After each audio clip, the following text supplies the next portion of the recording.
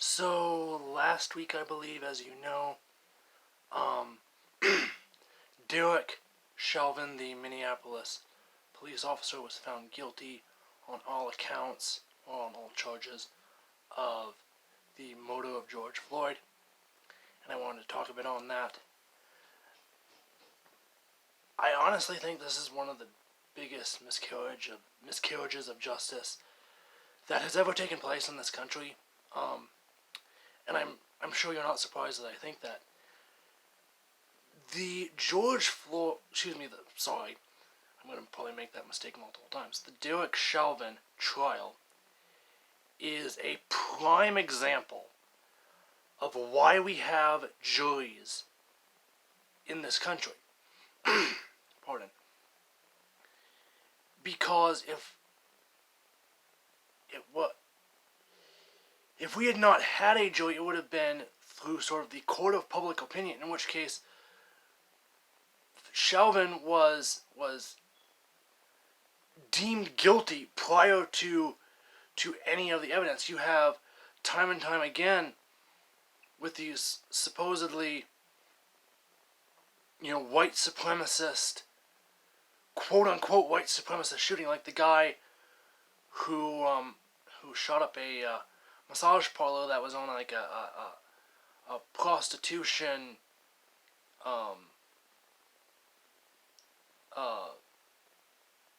sort of collection site that lists places that provide prostitution. Even after it came out that no, he was not a white supremacist. He was a person who was addicted to sex and went a little cuckoo and decided that killing people was a good way of trying to overcome his sexual addiction. But you have the media saying, nope, it's still a white supremacist shooting. We just gotta figure out how. It's not that our motive is wrong. We just gotta make the evidence fit the motive. And that's what the court of public opinion does. They hear some evidence, they come out with a prerequisite motive based on that little bit of evidence and their political biases, and then they make the rest of the evidence fit that pre-decided upon motive. The same thing would have happened to George Zimmerman, the guy who, according to the evidence, was attacked by Trayvon Martin. The same thing would have happened to the cop who shot Michael Brown. Except, I believe the guy lost his job, sad to hear, but but as I remember, I believe the defense was able to show that Michael Brown was not the angel that the media was attempting to portray him as, and that the guy had just gotten back from holding up a convenience store, and I believe may have had a gun with him.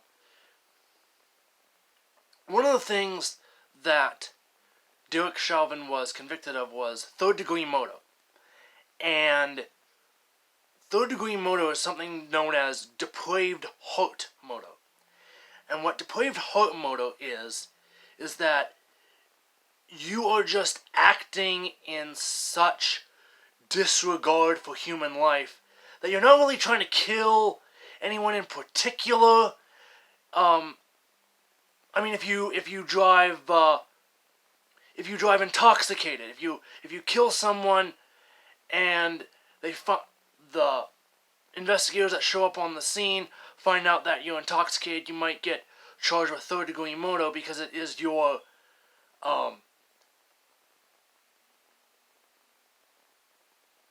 lack of care for yourself or lack of care for the people around you that resulted in the other individual's death. Or if you now I suppose, as I've been told, this can also be third-degree murder. If you shoot a gun randomly into a crowd and you happen to hit somebody, you weren't trying to hit anyone in particular, you were just being completely foolish with a gun.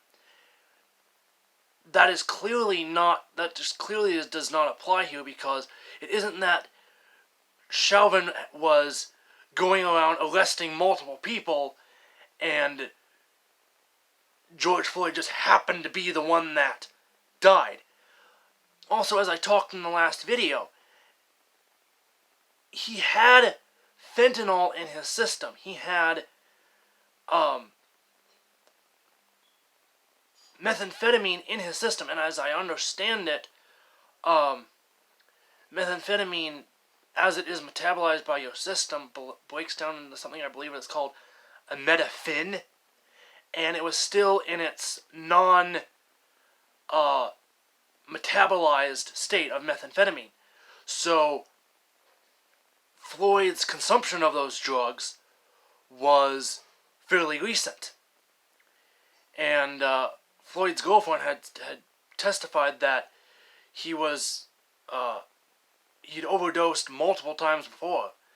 As I understand, also apparently, I did not know this really, but apparently there was another individual in the vehicle with George Floyd, as I kind of understand it. If I'm wrong, please correct me. But as I understand it, there was another individual with Mr. Floyd, and that was a guy named Maurice Hall, who, according to Floyd's girlfriend, was his drug dealer. You cannot look past the fact that he had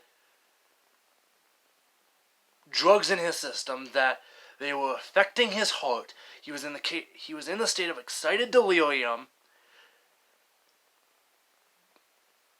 and say, "Oh, Chauvin killed him? How? How?" As the defense pointed out, you can only be charged with the cause of death of someone when your actions are a natural result, or when the person's death is a natural result of their actions. You could do that you could arrest 1,000 different people in the same way, and only the ones that are as high as George Floyd was, would be at a greater chance of dying than anyone else. It just makes me sad. It makes me mad.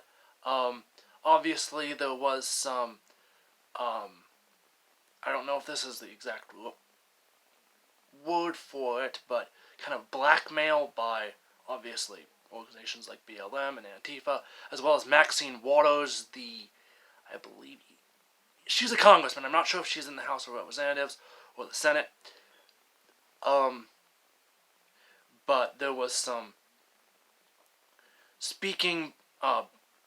Maxine Waters said that if Chauvin were let off, that they would have to get more aggressive.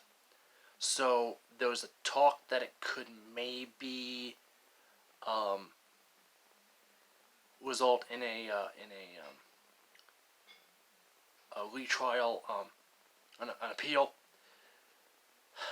But we don't know if that's going to happen yet. Side note, okay, so if you may have noticed, in my last video I was kind of glum, and the reason is because I was having some problems with my phone, and I put my phone through a complete factory reset. I had to re-download all my apps and set my phone up again as though it were new. And anyway, the problem seems to be licked. I'm going to start planting corn tomorrow, so because a lot of my time is going to be taken up with farm work, I'm going to probably be filming more of my videos in here when it's dark and I'll have the top light on. So the lighting might not be as good. Not that it's terrific right now, but I'll keep making videos, and thank you all for watching. Comment. I really love when you comment. I want to hear you guys' thoughts. Thank you. Thank you all for watching. Goodbye.